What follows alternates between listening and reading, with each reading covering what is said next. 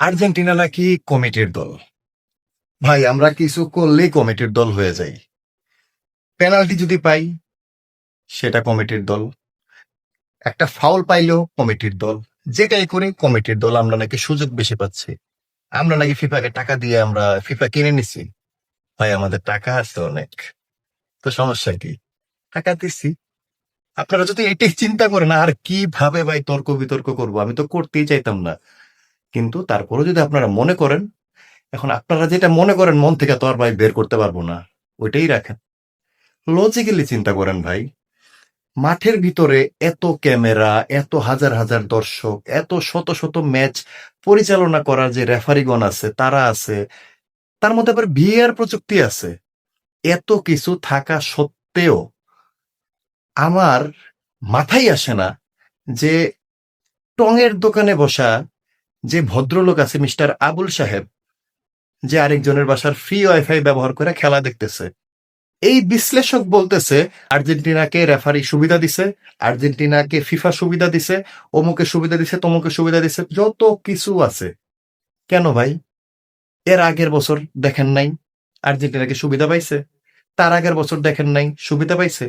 ভাই এই বছর খেলতেছে ভালো, গতবারও খেলছিল ভালো। আপনি বুঝতেছেন না কেন? খেলা খেলতেছে ভালো, এই জন্যে আপনাদের কাছে মনে হইতেছে সুবিধা পাইতেছে। আমি আপনাদের কেমনে বুঝাবো যে আসলে বিষয়টা হচ্ছে যেটা, আর্জেন্টিনা গ্রুপ পর্বের থেকে এখন পর্যন্ত যা খেলে আসছে ৩টা করে গোল দিছে কিন্তু। আর মেসিরে তো ভাই আপনারা ফিফাস বয়, ফিফার মানে কত কিছু বানায় ফেলতেছেন। বানাবে, মানুষের যখন খ্যাতি হয়, মানে অনেক মানে বিখ্যাত হয়ে যায়, তখন তাকে নিয়ে তো ট্রল হবেই।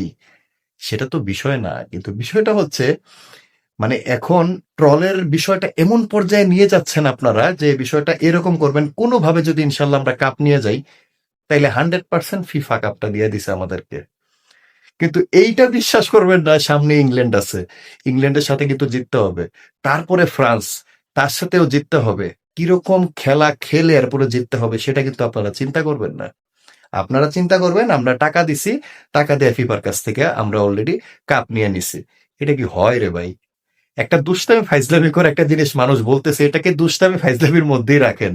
আপনারা যারা সিরিয়াস হয়ে যান মিস্টার আবুল সাহেবরা, আপনারা কেন এইসব বিষয় নিয়ে সিরিয়াস হন ভাই? খেলা দেখেন, মজা করেন, এনজয় করেন, খেলা দেখবেন, পরের দিনই জিনিস শেষ হয়ে যাবে। সর্বোচ্চ বিশ্বকাপের যখন ফাইনাল খেলাটা হবে তারপরে কি এগুলার মনে থাকবে আপনারা বলেন? তারপর যে যার মতো অন্যান্য কাজে বিজি হয়ে যাব, খেলার কাহিনী কিন্তু শেষ হয়ে যাবে আবার 4 বছর পর্যন্ত। তো যাই হোক, আমি একটা কথাই বলবো, খেলা আসলেই ভালো হচ্ছে। গ্রুপ পর্বের থেকে শুরু করে এখন পর্যন্ত প্রত্যেকটা খেলা ঝাকাস খেলা হয়েছে। বিশেষ করে আমি ওয়েট করতেছি ফাইনালে কে খেলে। আর্জেন্টিনার সাথে যদি ইংল্যান্ড কোনোভাবে জিতে যায় ফাইনাল খেলা হবে চরম। আর আর্জেন্টিনা যদি ইনশাল্লাহ ইংল্যান্ডের সাথে জিতে যায় তাইলে কিন্তু ফাইনালে ফ্রান্সের সাথে দেখা হবে। ওইটা যে কি খেলা হবে আল্লাহই জানে ভাই। ঠিক আছে, আপনারা খেলা দেখেন, দুষ্টাইম ফাইজলামি একটু হবে, যাই হোক, সিরিয়াস হবেন না ভাই, সিরিয়াস হইলেই সমস্যা। ধন্যবাদ, ভালো থাকেন।